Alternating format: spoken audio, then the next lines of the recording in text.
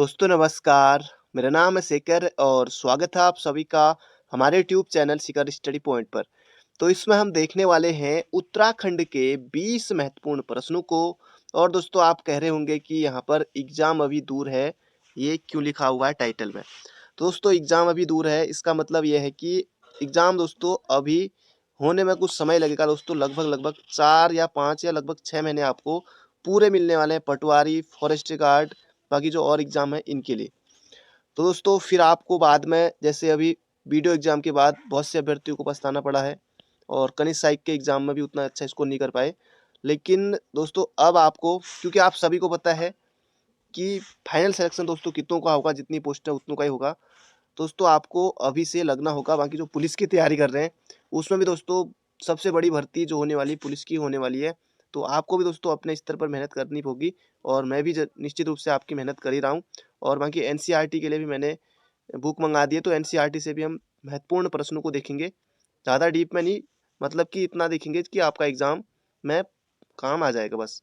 तो शुरू करते हैं आज की इस महत्वपूर्ण वीडियो को। तो पहला प्रश्न है यहाँ पर हमारा, तो पहला प्रश्न है दोस्तों यहाँ पर हमारा, मंगेश डबराल को किस वर्ष साहित्य अकादमी पुरस्कार से सम्मानित किया गया था।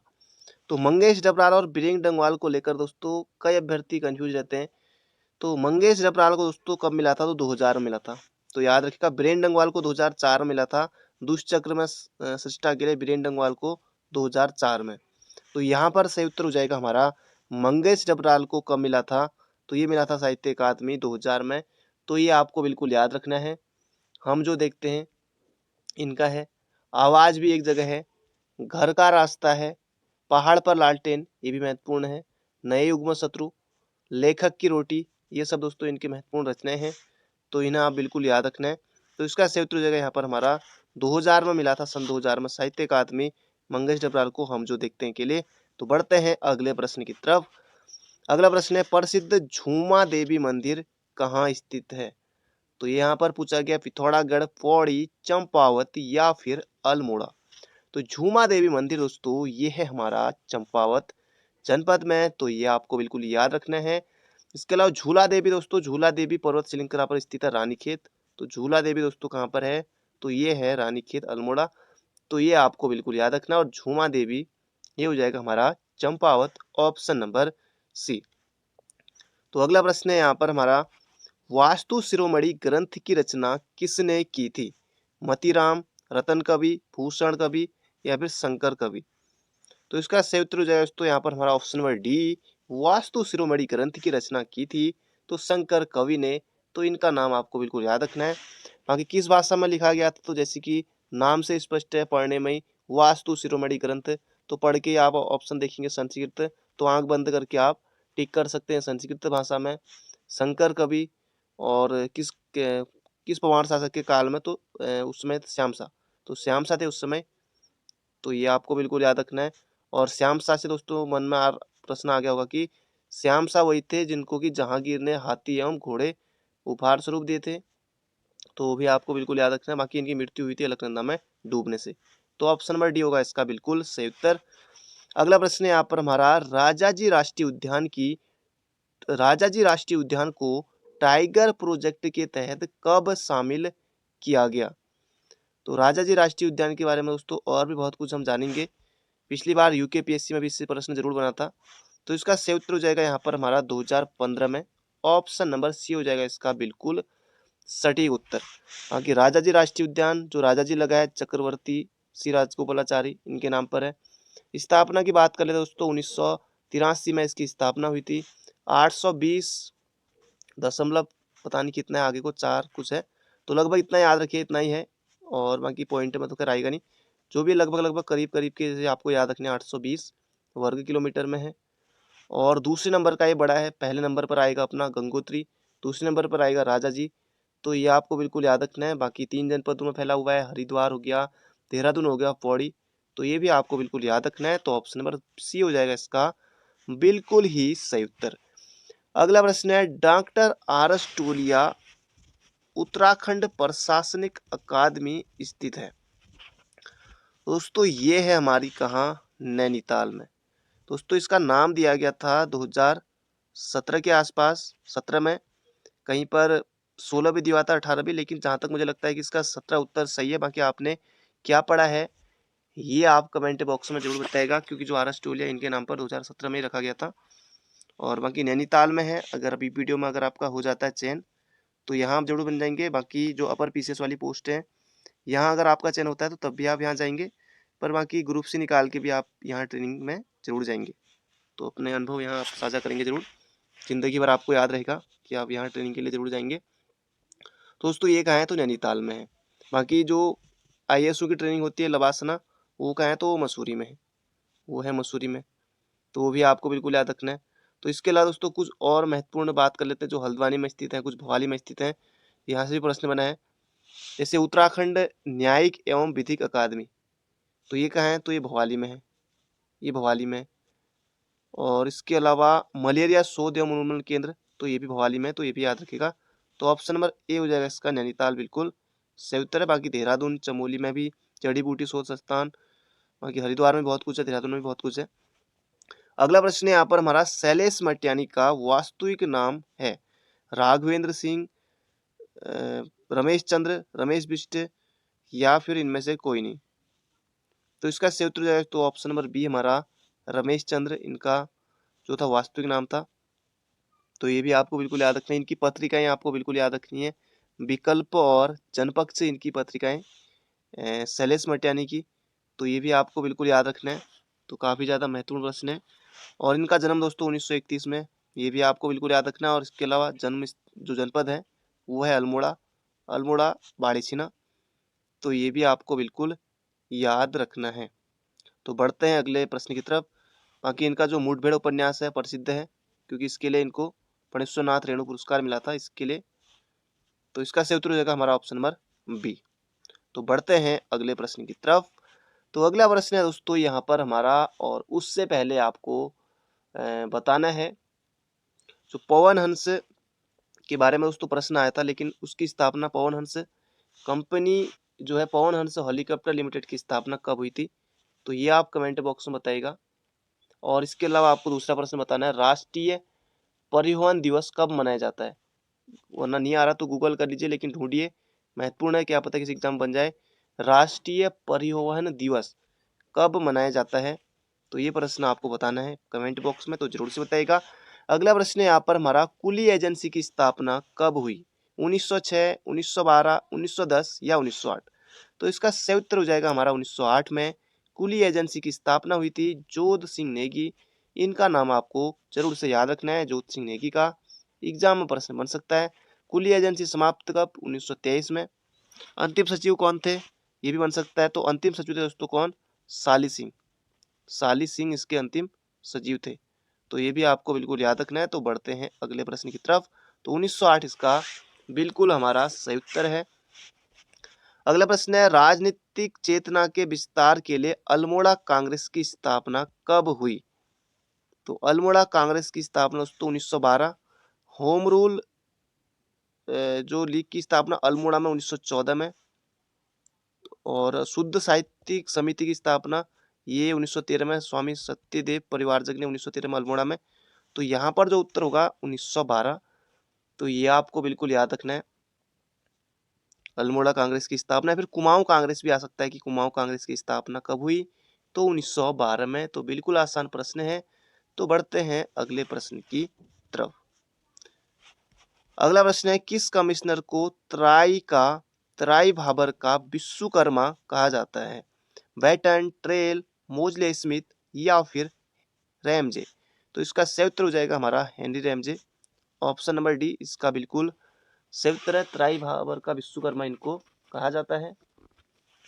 कुमाऊं कमिश्नर बने थे 1856 में, बाकी उससे पहले भी असिस्टेंट कमिश्नर के रूप में, बाकी और भी पदों पर इन्होंने कार्य किया था।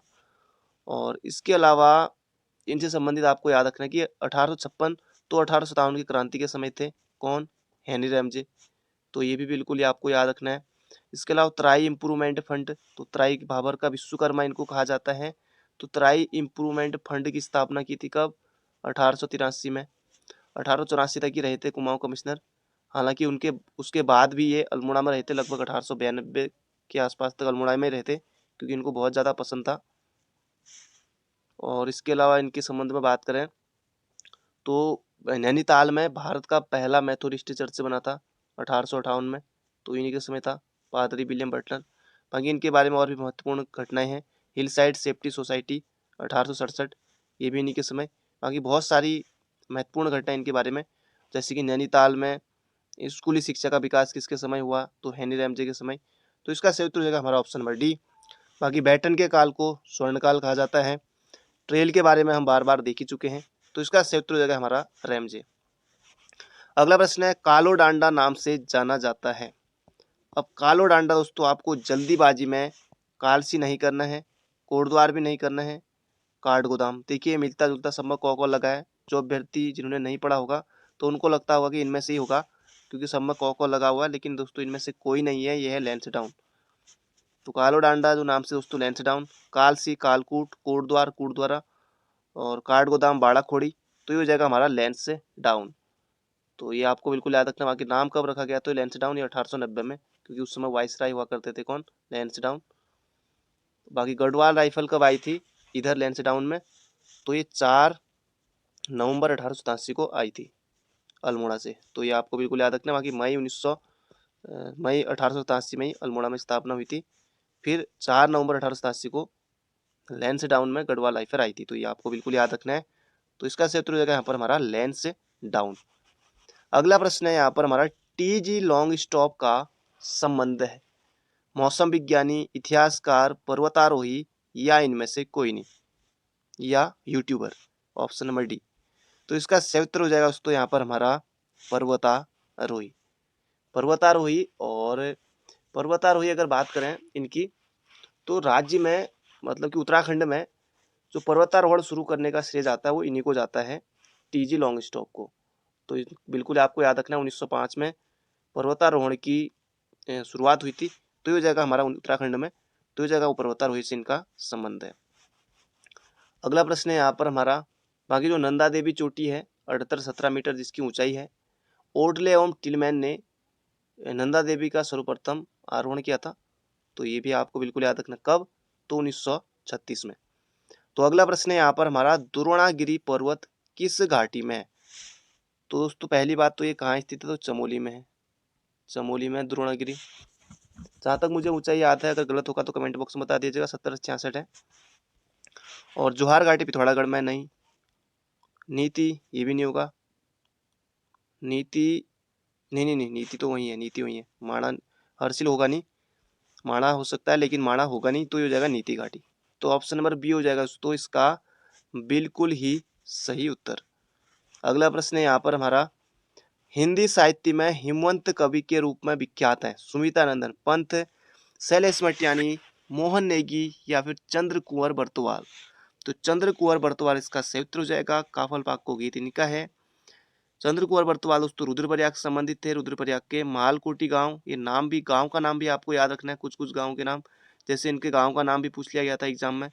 1919 में इनका जन्म हुआ था, तो जन्म भी आप पूछ लिया गया था, तो ये भी आपको बिल्कुल याद रखना है। बाकी निराला के समक्ष इनको माना जाता है, तो ये भी आपको बिल्कुल याद रखना है। तो बढ़ते हैं अगले प्रश्न की तरफ। दोस्तों उससे पहले अगर आपने अभी तक वीडियो को लाइक नहीं किया तो एक लाइक आपको जरूर से करना है। तो ये प्रश्न हो गया था। अगला प्रश्न है, उत्तराखंड आंदोलन के सीबीआई मुकदमे झेलने वाली एकमात्र महिला है। तो इसका सही उत्तर दोस्तों सुशीला डोभाल, विजया बर्थवाल तो नहीं है, इसका सही उत्तर है सुभाषिनी बर्तवाल। तो ये आपको बिल्कुल इनका नाम याद रखना है। तो किसमें सीबीआई मुकदमे, कब, ये जो मसूरी कांड हुआ था ना, मसूरी 2 सितंबर 1994 को, मसूरी कांड की ये प्रत्यक्षदर्शी रही थी। तो ये आपको बिल्कुल याद रखना है, प्रत्यक्षदर्शी रही थी, तो उस पर ये मुकदमे इन्होंने झेले थे। तो ये हो जाएगा सुभाषिनी बर्तवाल। तो इनका नाम आपको बिल्कुल याद रखना है। तो बढ़ते हैं अगले प्रश्न की तरफ। बाकी सुशीला डोभाल ये कुलपति हैं।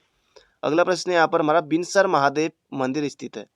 अब दोस्तों यहाँ पर प्रश्न को कुछ अलग तरीके से पूछा गया है। उत्तरकाशी आ गया तो नहीं होगा, चमोली उत्तरकाशी ये भी नहीं होगा, तो ये हो जाएगा हमारा पौड़ी एवं चमोली सीमा पर है जो बिनसर महादेव है, दूधातोली श्रृंखला में स्थित है। और तालेश्वर ताम्रपत्र में दोस्तों ये जो बिनसर महादेव मंदिर है इसे वीरणेश्वर स्वामी कहा गया है। तो ये भी आपके लिए महत्वपूर्ण है। तो बढ़ते हैं अगले प्रश्न की तरफ। अगला इनमें से कौन सी रचना डॉक्टर त्रिलोचन पांडे की है? कुमाऊं का इतिहास, कुमाऊं का लोक साहित्य, कुमाऊं लोक साहित्य की पृष्ठभूमि। अब दोस्तों यहाँ पर कुमाऊं का इतिहास से मन में याद आता है बद्रीदत्त पांडे। तो बद्रीदत्त पांडे का नाम, कुमाऊं का इतिहास 1937, बरेली जेल में। तो ये हो जाएगा, इसका सही उत्तर तो नहीं होगा। तो कुमाऊं का लोक साहित्य इन्हीं का है, डॉक्टर त्रिलोचन पांडे का। कुमाऊं लोक साहित्य की पृष्ठभूमि ये भी इन्हीं का है। तो ये जगह बी और सी, ऑप्शन नंबर डी। अगला प्रश्न है, कालू मेहरा का संबंध था? प्रेम सभा, गोविंद वल्लभ पंत, काशीपुर 1914, चिपको आंदोलन, गौरा देवी। तो इसका सही उत्तर हो जाएगा यहाँ पर हमारा क्रांतिवीर संगठन, 1857 की क्रांति के दौरान बनाया था कालू मेहरा। तो ये आपको बिल्कुल याद रखना है। चंपावत के बिस्सुम गांव के थे, 1831 में इनका जन्म हुआ था। तो ये भी आपको बिल्कुल याद रखना है। तो बढ़ते हैं अगले प्रश्न की तरफ। अगला प्रश्न है, हर की दून बुग्याल स्थित है? तो हर की दून बुग्याल दोस्तों नाम से स्पष्ट है, हर की दून बुग्याल। तो ये हो जाएगा हमारा उत्तरकाशी में हर की दून बुग्याल। बाकी कोई ना कोई बुग्याल जरूर आता है एग्जाम में, कभी ना कभी आ ही जाता है। तो हर की दून बुग्याल हमारा कहाँ स्थित है? उत्तरकाशी में। बाकी चमोली में भी बहुत सारे बुग्याल हैं। तो इसका सही उत्तर हो जाएगा यहाँ पर हमारा उत्तरकाशी में हर की दून बुग्याल। सोनगाड़, छायागाड़, ये बुग्याल भी हमारे कहाँ है? उत्तरकाशी में ही है। अगला प्रश्न है, पंचबद्रियों में से एक भविष्य बद्री का मंदिर कहाँ स्थित है? माणा गांव, रैणी गांव, सुबई गांव या फिर उर्गम। तो इसका सही उत्तर हो जाएगा दोस्तों हमारा ऑप्शन नंबर सी, सुबई गांव में है। अब गांव का नाम भी आपको बिल्कुल याद रखना है, क्योंकि पेपर का लेवल दोस्तों बढ़ रहा है। तो ये हो जाएगा हमारा भविष्य बद्री जो है पंचबद्रियों में से सुबई गांव में है। जैसे पंचबद्री, कई अभ्यर्थियों को पंचबद्री याद नहीं होंगे। तो पंचबद्री दोस्तों एक तो कौन सा हो गया, जैसे भविष्य बद्री है, होने को सभी चमोली में है। पहला बद्री अपना बद्रीनाथ, विशाल बद्री, और इसके अलावा वृद्ध बद्री, योग ध्यान बद्री। योग ध्यान बद्री कहाँ है? पांडुकेश्वर में है। आदि बद्री नौठा। बाकी भविष्य बद्री सुबई गांव हो ही गया है। तो ये पंचबद्री है। तो ऑप्शन नंबर सी हो जाएगा इसका बिल्कुल सटीक उत्तर। अगला है, उत्तर काशी के लंका नामक स्थान में भागीरथी नदी से किस नदी का मिलन होता है? गरुड़ गंगा, जाह्नवी, भिलंगना या पाताल गंगा। तो भिलंगना हो नहीं सकता, तो ये जाएगा दोस्तों जाह्नवी, ऑप्शन नंबर बी। तो नदियों का संगम भी दोस्तों आपको बिल्कुल याद रखना है। बाकी कौन किसकी सहायक है ये भी आपको बिल्कुल याद रखना है। दोस्तों इसमें हमने देखे 20 महत्वपूर्ण प्रश्नों को। बाकी मिलते हैं बहुत जल्दी एक नई वीडियो में। तो thank you friend, thank you so much.